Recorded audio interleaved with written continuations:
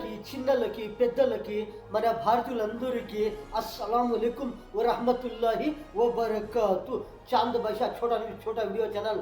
ఒక న్యూస్ ఏమంటే, అమెరికాలో కొన్ని 250 సంవత్సరంలో దినోత్సవముగా కొన్ని పాస్పోర్ట్ల పైన ఎవరి ఫోటోలు విడుదల చేయబోతున్నారు.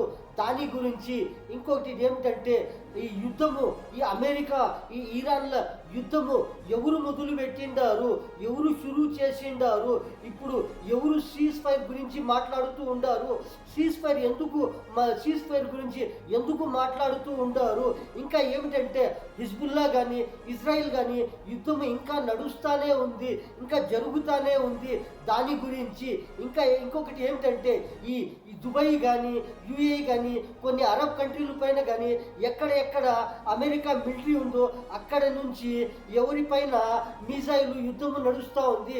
ఇరాన్ల పైన ఇరాన్ వాళ్ళు ఎక్కడ మిజైలు కానీ యుద్ధము కానీ నిలుపకుండా అమెరికా వాళ్ళ మిలిటరీ పైన యుద్ధము చేస్తూ ఉంటారు. దాని గురించి అమెరికాలో జూలై 4వ తారీఖున ఏమి చేయబోతున్నారు? జూలై 4వ తారీఖున 250 సంవత్సరంలో స్వతంత్ర దినోత్సవముగా ఇండిపెండెన్స్ డే అని వాళ్ళు కొన్ని పాస్పోర్ట్ల పైన డొనాల్డ్ ట్రంప్ గారి వాళ్ళు ఫోటోను పాస్పోర్ట్ల పైన వేసి విడుదల చేయబోతున్నారు అని చెబుతూ ఉంటారు. అమెరికాలో కొన్ని పాస్పోర్ట్ల పైన వాళ్ళ ఫోటో ముద్రించి, డొనాల్డ్ ట్రంప్ వారి ఫోటో ముద్రించి ఆ పాస్పోర్ట్ల పైన వాళ్ళు విడుదల చేయబోతున్నారు అని చెబుతూ ఉంటారు. జూలై 4వ తారీఖున 250 సంవత్సరంలో స్వతంత్ర దినోత్సవం అని చెబుతుంటారు. జూలై 4వ తారీఖున 2026న జూలై 4వ తారీఖున ఇలాంటివి పాస్పోర్ట్ల పైన వాళ్ళు విడుదల చేయబోతున్నారు అని చెబుతూ ఉన్నారు. ఏమిటంటే, అక్కడ ఉండే అధికారులు ఏమి చెబుతూ ఉంటారు, డొనాల్డ్ ట్రంప్ గారు ఏమి చెబుతారు, ఏమి చేయబోతున్నారు ఎవరికి అర్థము కాదు. వాళ్ళు ఎప్పుడు ఏమి మాట్లాడుతారు, రాను వాళ్ళ వ్యవహారము ముదిరిపోతా ఉంది అని చాలామంది అక్కడ ఉండే అధికారులు చెబుతూ ఉంటారు.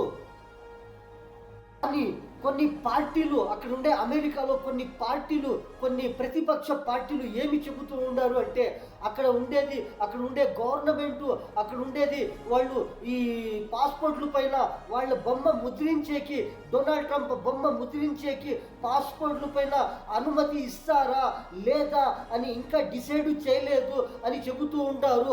అక్కడ ఉండే ప్రతిపక్ష పార్టీలు వాళ్ళు చెబుతూ ఉంటారు, ఈ అనుమతులు ఇస్తారా లేదా అని ఇంకా డిసైడ్ కాలేదు అని చెబుతూ ఉంటారు. ఇంకొకటి ఏమిటంటే, అమెరికాలో తొలిసారిగా అక్కడ వాళ్ళకి స్వతంత్రం ఎప్పుడు వచ్చింది, ఎప్పుడు లభించింది అంటే 1776లో జూలై 4వ తారీఖున వాళ్ళకి స్వతంత్రం లభించింది అని చెబుతూ ఉంటారు. అక్కడ మొదటి అధ్యక్షుడిగా ఎవరు ఎన్నిక అయ్యారు అని వాళ్ళు ఎవరు అని చెబుతూ ఉంటారు అంటే, అక్కడ ఉండేటువంటివి అధ్యక్షుడిగా ఎవరు ఎన్నిక అయ్యిండారు, అక్కడ జార్జ్ వాషింగ్టన్ అని అక్కడ ఉండే అధ్యక్షుడిగా వాళ్ళు ఎన్నిక అయ్యారు అని చెబుతూ ఉంటారు. 1776లో జూలై 4వ తారీఖున వాళ్ళకి స్వతంత్రం లభించినప్పుడు అక్కడ ఉండేటువంటి మొదటిసారిగా అక్కడ ఉండేటువంటి జార్జ్ వాషింగ్టన్ అని వాళ్ళు ఎన్నిక అయ్యారు. ఏమిటంటే, అమెరికా కోసము అక్కడ ఉండేటువంటివి చాలామంది స్వతంత్రం కోసము పోరాడినటువంటి వాళ్ళు ఉన్నారు. అక్కడ చాలామంది అమెరికా స్వతంత్రం కోసము చాలామంది యోధులతో పాటు చాలామంది వీరుల ఫోటోలు కూడా సామాజిక మాధ్యమంలో చాలా చక్కర్లు కొడుతూ ఉన్నాయి. అక్కడ ఉండేటువంటివి వీరుల ఫోటోలు కూడా అందులో సామాజిక మాధ్యమంలో చాలా ఫోటోలు ఉన్నాయి అని చెబుతూ ఉంటారు. కానీ ఇప్పుడు పాస్పోర్ట్ల పైన డొనాల్డ్ ట్రంప్ గారి వాళ్ళ ఫోటో ముద్రించబోతూ ఉండారు అని చెబుతూ ఉంటారు. ఇది అందుకని అక్కడ ఉండేటువంటివి గవర్నమెంట్ వాళ్ళకి అనుమతి ఇస్తుందా లేదా అని ఇంకా డౌట్లో ఉంది. జూలై 4వ తారీఖున 250 సంవత్సరములు దినోత్సవముగా అప్పుడు చేయబోతూ ఉంటారు. కానీ అక్కడ ఉండేటువంటి గవర్నమెంట్ వాళ్ళకి అనుమతి ఇస్తుంది ఉందా లేదా లేకపోతే అని చెబుతూ ఉంటారు. ఎందుకంటే అక్కడ చాలామంది అమెరికా కోసము చాలామంది యోధుల వీరుల ఫోటోలు కూడా సామాజిక మాధ్యమంలో చాలా ఉన్నాయి అని చెబుతూ ఉంటారు. ఏమిటంటే అక్కడ ఉండేటి అమెరికా డొనాల్డ్ ట్రంప్ గారు ఏమి చెబుతారు అని అక్కడ ఉండే వాళ్ళు ఏమి చెబుతూ ఉన్నారు, వాళ్ళు ఏమి చెబుతారు, ఏమి చేయబోతున్నారు, ఒక్కసారి అంటారు, ఇంకొకసారి అంటారు, ఒక్కసారి అవును అంటారు, ఇంకొకసారి కాదు అంటారు, ఇంకొకసారి వార్ షురూ చేస్తాము, మనము యుద్ధం షురూ చేయబోతున్నాము అంటారు, ఇంకొకసారి ఏమి చెబుతారు, సీజ్ ఫైర్ అని చెబుతారు, మేము నిలవబోతున్నాము, మాట్లాడుకుందాము, సీజ్ ఫైర్ చేస్తాము, యుద్ధము వద్దు అంటారు, ఇంకొకసారి ఏమి చెబుతారు, వార్నింగులు ఇస్తారు, మేము ఇక్కడ యుద్ధము షురూ చేస్తాము, మేము అలాంటి వారు చేస్తాము, అక్కడ మేము ఫైర్ చేస్తాము, ఇక్కడ మేము యుద్ధము షురూ చేస్తాము అని చెబుతూ ఉంటారు. వాళ్ళు ఎప్పుడు ఏమి మాట్లాడతారు ఎవరికి తెలియదు. Into Trump's mind, maybe there is some method to Trump's madness, but I just don't see it. All I see is an administration that is a white Christian nationalist administration that has a drunkard named Pete Hegseth at its helm that makes, proliferate is an administration that is a white Christian.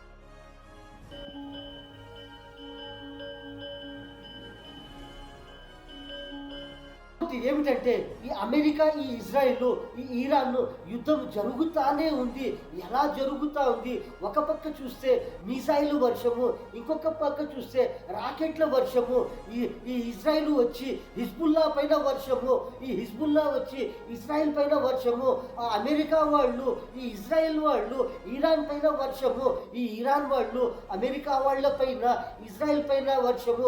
ఇలాంటివి యుద్ధము జరుగుతానే ఉంది. ఒక పక్క చూస్తే cease fire మాట్లాడుదాము అని చెబుతూ ఉంటారు, ఇంకొక పక్క చూస్తే ఈ మిసైల వర్షము, ఈ బాంబుల వర్షము, ఈ రాకెట్ల వర్షము జరుగుతానే ఉంది. ఒక పక్క చూస్తే సీజ్ ఫైర్ అని చెబుతానే ఉంటారు, ఒక పక్క చూస్తే ఆ సీజ్ ఫైర్ లేదు, ఒక పక్క చూస్తే ఈ మిసైల్ వారు యుద్ధము నడుస్తానే ఉంది, జరుగుతానే ఉంది. కానీ ఈ యుద్ధములో ఎవరు ఎక్కడ ఎంత బ్యాక్ పోయిండారు, ఒక వర్షము ఒక సంవత్సరము అంత బ్యాక్ పోయిండారా, 5 సంవత్సరములు అంత బ్యాక్ పోయిండారా, 20 సంవత్సరము కానీ 30 సంవత్సరములు కానీ 50 సంవత్సరము కానీ అంత బ్యాక్ పోయిండారా, ఎవరికి ఎంత ఏమి జరిగింది అని ఈ యుద్ధములో చాలా మంది చూస్తూనే ఉండారు. ఎక్కడ ఏమి బ్లాస్టింగ్లు నడుస్తూనే ఉన్నాయి. وقت ما سمعت صوت الصاروخ بلشوا يشيلوا بهالحجار ليكبروا الفتحة لحتى بنتي وصل لبنتي. هون أنا قلت له يلا اسحبها لبرا، قال على ظهري. أنا هون కానీ ఈ యుద్ధము గురించి మనము చూసిండాము అంటే ఈ యుద్ధము గురించి ఒక్క దేశముకి నష్టము కాదు, ఎన్ని దేశములకి నష్టము జరిగింది, ఎలాంటి నష్టములు జరిగిండాయి, ఎంత దేశములకి ఎలాంటివి నష్టము జరిగింది. ప్రతి ఒక్కరూ ఈ వారు యుద్ధములో ఈ న్యూస్లో చాలామంది చూస్తూనే ఉన్నారు. ఎక్కడ ఏమి జరిగింది, ఎక్కడ బ్లాస్టింగ్లు జరిగిండాయి, ఎంత నష్టము జరిగింది, ఎవరికి ఎంత ప్రాణ నష్టము జరిగింది, ఎవరికి ఎంత ఏమి నష్టము జరిగింది అని చూస్తూనే ఉంటారు.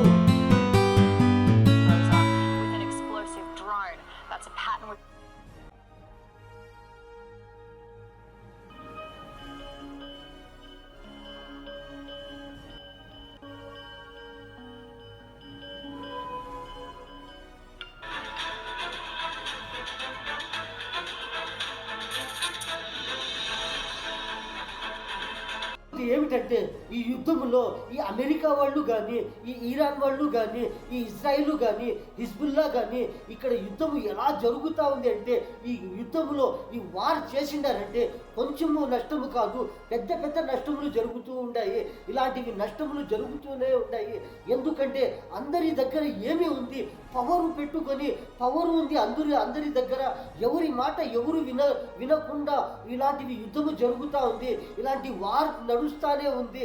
ఎందుకంటే ఈ పవరు గురించి, ఈ పవరు అందరి దగ్గర ఎలాగా ఉంది, ఎవరి దగ్గర ఎంత పవరు ఉంది అని ఇలాంటివి పవర్లు యుద్ధము నడుస్తానే ఉంది. ఈ యుద్ధము వారు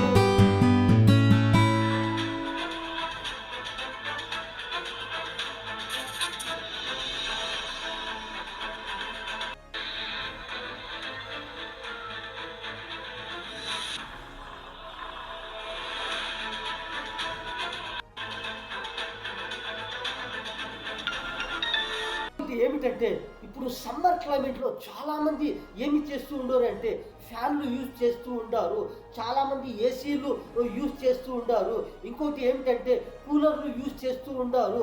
ఇందులో ఏది బెనిఫిట్, ఇందులో ఏది మంచిది, ఎంత బెనిఫిట్ అని చెబుతూ ఉంటారు. ఫ్యానులో బెనిఫిట్ జాస్తిగా ఉందా, ఏసీలో జాస్తిగా బెనిఫిట్ ఉందా, లేకపోతే కూలర్లో జాస్తిగా బెనిఫిట్ ఉందా, ఇందులో మూడులో ఏది బెనిఫిట్, ఎలాంటివి యూజ్ చేస్తే ఎలాంటివి మంచిది అని చెబుతూ ఉంటారు. ఇందులో ఎవరికి ఏమి ఇష్టము, ఫ్యాను అంటే ఇష్టమా, ఫ్యానులో ఎలాగ గాలి వస్తుంది, ఎంత దూరంలో వస్తుంది, ఎంత యూజ్ చేయొచ్చు, లేకపోతే ఏసీలో ఎంత పవర్ ఉంది, ఎలాంటి పవర్ ఉంది, ఎన్ని గంటల సేపు అందులో పవర్ వస్తుంది, అందులో ఏమి బెనిఫిట్, లేకపోతే కూలర్ యూజ్ చేస్తూ ఉంటారు, కూలర్లో ఎంత బెనిఫిట్, అందులో ఏమి బెనిఫిట్ ఉంది కూలర్లో, అందులో ఎన్ని గంటల సేపు అందులో నీకు గాలి వస్తుంది, అందులో ఏమి బెనిఫిట్ అని చెబుతూ ఉంటారు. ఈ మూడులో ఏమి బెనిఫిట్, ఏది బెనిఫిట్, కూలర్ బెనిఫిటా, లేకపోతే ఏసీ బెనిఫిటా, లేకపోతే ఫ్యాన్ బెనిఫిటా అని దాని ఆన్సర్ చెబుతూ ఉంటారు. ఇందులో ఏమి బెనిఫిట్ అంటే ఈ ఫ్యాను కానీ, ఈ కూలరు కానీ, ఈ ఏసీ కానీ, ఈ మూడిట్లో కూడా ఎలాంటివి పవర్ ఉంది అంటే ఫ్యాను తిరుగుతానే ఉంటుంది, అందులో కూడా చాలా పవర్ ఉంటుంది, అందులో కూడా చాలా బెనిఫిట్ అవుతుంది. కానీ ఏసీ ఉంది, ఏసీలో కూడా ఫుల్ బెనిఫిట్ ఉంది, చాలా బెనిఫిట్ ఉంది. కానీ కూలర్ ఉంటుంది, అది తక్కువ ఖర్చులో తక్కువ పవర్లో చాలా బెనిఫిట్ అని చెబుతూ ఉంటారు. కూలర్లో ఒక స్పెషాలిటీ ఏమిటంటే తక్కువ ఖర్చుతో తక్కువ పవర్తో చాలా బెనిఫిట్, ఈ కూలర్ బెనిఫిట్ అని చెబుతూ ఉంటారు. ఒక పక్క చూస్తే ఫ్యాను, ఒక పక్క చూస్తే ఏసీ, ఇంకొక పక్క చూస్తే కూలరు, ఒక పక్క ఏసీ, కూలరు, ఫ్యాను ఇలాంటివి క్లైమేట్లో వాడుతూ ఉంటారు. ఇంకొకటి ఏమిటంటే మన భారతదేశంలో చాలా జాగాలలో చాలామంది కౌన్సిలర్లు ఉంటారు, కౌన్సిలర్లు ఉంటారు, ఒక్కొక్క వార్డులో ఒక్కొక్క కౌన్సిలర్లు ఉంటారు. వాళ్ళకి ఇప్పుడు ఏమి ఛాన్సు, లక్కీ ఛాన్సు. వాళ్ళకి ఛాన్స్ ఏమిటంటే ఇప్పుడు సమ్మర్ క్లైమేటు, ఆ సమ్మర్ క్లైమేట్లో ఆ ఒక్కొక్క వార్డులో ఒక్కొక్క కౌన్సిలర్ పోయి ఇప్పుడు గెలిచిండే వాళ్ళు కానీ, ఇప్పుడు నిలబడే వాళ్ళు కానీ, ఎవరన్నా కానీ ఇలాంటివి కౌన్సిలర్లు ఇప్పుడు పోయి ఒక్కొక్క వార్డులో ఒక్కొక్క వీధిలో పోయి అక్కడ ఉండే ప్రజలకి, అక్కడ ఉండే జనాలకి పోయి అడిగి ఆ వీధిలో ఆ వార్డులో ఏమి తక్కువ ఉంది, ఏమి సౌకర్యము తక్కువగా ఉంది, అక్కడ పోయి అడిగి వాళ్ళకి సౌకర్యాలు చేసిండారు అంటే వాళ్ళకి ఛాన్సు, వాళ్ళకు లక్కీ ఛాన్స్నే ఛాన్సు. ఛాన్సులు కౌన్సిలర్కి, కొత్త కౌన్సిలర్లు అయ్యే వాళ్ళకి ఛాన్సే, ఇప్పుడు కొత్తగా అయిండే వాళ్ళకి ఛాన్సే, ఇప్పుడు అయిండే వాళ్ళకి ఇద్దరికి ఛాన్సే. ఎందుకంటే ఈ సమ్మర్ క్లైమేట్లో ఏమి సౌకర్యాలు తక్కువగా ఉంటాయి ప్రజలకి. ఒక్కొక్క వార్డులో పోయి వాళ్ళు చూసి ఆ వార్డు ఎంత ఉంది, ఎంత పెద్దగా ఉంది ఆ వార్డులో ఎన్ని ఇండ్లు ఉన్నాయి, ఎంతమంది ఉండారు, ఎంత ప్రజలు ఉండారు, వాళ్ళకి ఏమి తక్కువగా ఉంది, ఆ ఒక్కొక్క వీధిలో ఆ రోడ్ల పైన కానీ అక్కడ ఏమి సౌకర్యమో తక్కువగా ఉంది, అక్కడ పోయి కౌన్సిలర్లు పోయి చూసి వాళ్ళకి ఏమి సౌకర్యము తక్కువగా ఉంది ఆ కౌన్సిలర్లు చూసిండారు అంటే కొత్త ఐఐటి వంటి కౌన్సిలర్లు కానీ, ఇప్పుడు అయిండే వాళ్ళు కానీ, ఎవరన్నా కానీ ఇలాంటివి పోయి ప్రజలకి ఒక్కొక్క వార్డులో చూసి అక్కడ ఏమి తక్కువ ఉంది, ఏమి సౌకర్యము కావాలి, ఒక్కొక్క ఇంటికి పోయి అడిగి వాళ్ళకి ఏమి సౌకర్యము, నీళ్ల సౌకర్యము కావాలా, లేకపోతే రోడ్ల పైన ఏమన్నా చెత్త తొందర అవుతా ఉందా, అక్కడ చెత్తలు పడి కుప్పలుగా చెత్తలు ఏమన్నా బాధ కలుగుతా ఉందా, అక్కడ ఉండే ఇళ్ళ వాళ్ళకి ప్రజలకి ఏమి నీళ్ళ సౌకర్యము తక్కువగా ఉందా,